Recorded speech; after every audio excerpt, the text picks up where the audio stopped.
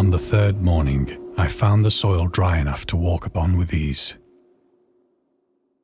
The odor of the fish was maddening, but I was too much concerned with graver things to mind so slight an evil, and set out boldly for an unknown goal.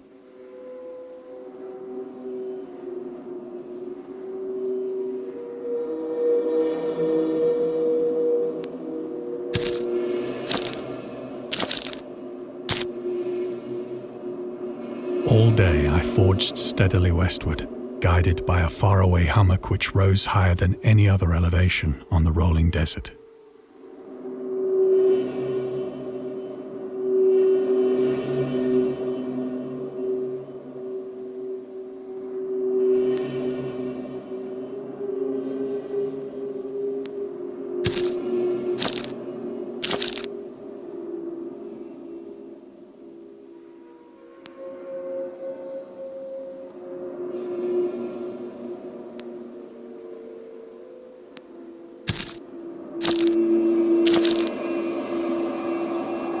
That night, I encamped, and on the following day still travelled toward the hummock, though that object seemed scarcely nearer than when I had first espied it.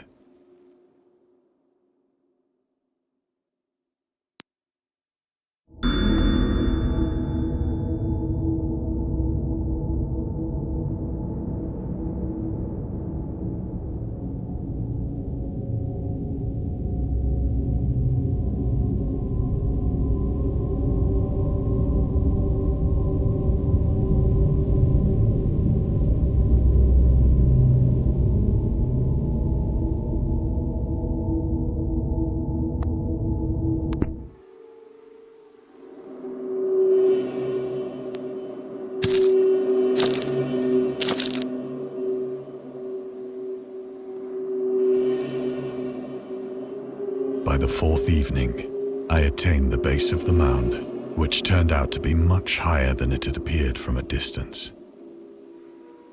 An intervening valley setting it out in sharper relief from the general surface. Too weary to ascend, I slept in the shadow of the hill.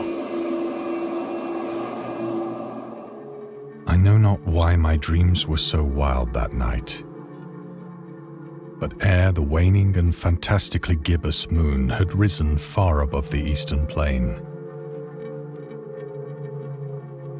I was awake in a cold perspiration, determined to sleep no more. Such visions as I had experienced were too much for me to endure again. And in the glow of the moon I saw how unwise I had been to travel by day. Without the glare of the parching sun, my journey would have cost me less energy. Indeed, I now felt quite able to perform the ascent which had deterred me at sunset. Picking up my pack, I started for the crest of the eminence.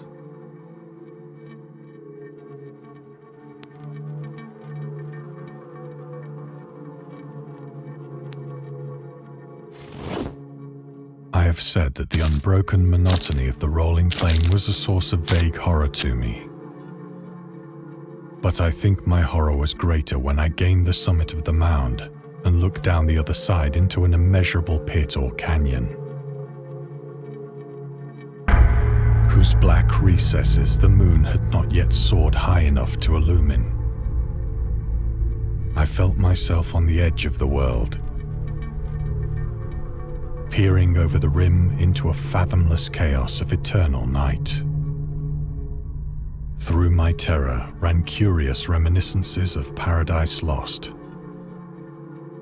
and of Satan's hideous climb through the unfashioned realms of darkness. As the moon climbed higher in the sky, I began to see that the slopes of the valley were not quite so perpendicular as I had imagined.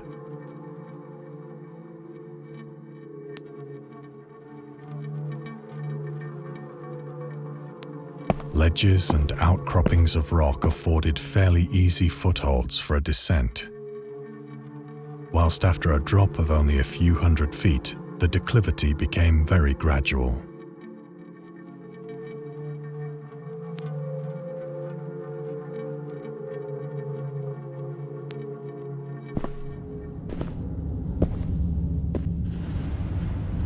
urged on by an impulse which I cannot definitely analyze, I scrambled with difficulty down the rocks and stood on the gentler slope beneath, gazing into the Stygian deeps where no light had yet penetrated.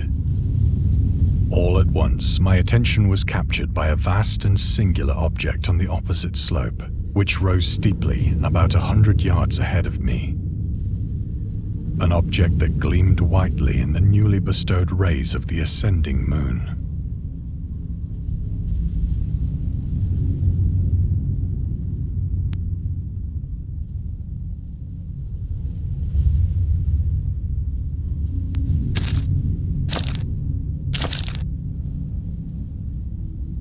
That it was merely a gigantic piece of stone, I soon assured myself. But I was conscious of a distinct impression that its contour and position were not altogether the work of nature. A closer scrutiny filled me with sensations I cannot express.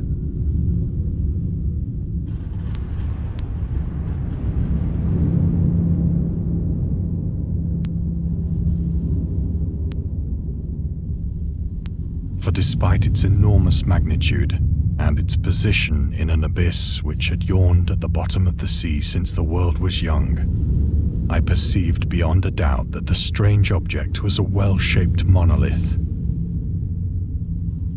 whose massive bulk had known the workmanship and perhaps the worship of living and thinking creatures. Dazed and frightened, yet not without a certain thrill of the scientist's or archaeologist's delight, I examined my surroundings more closely.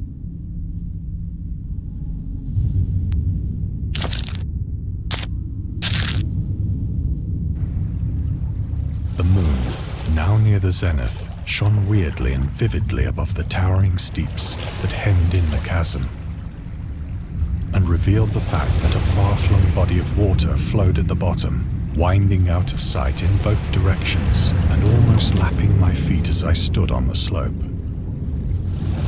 Across the chasm, the wavelets washed the base of the cyclopean monolith,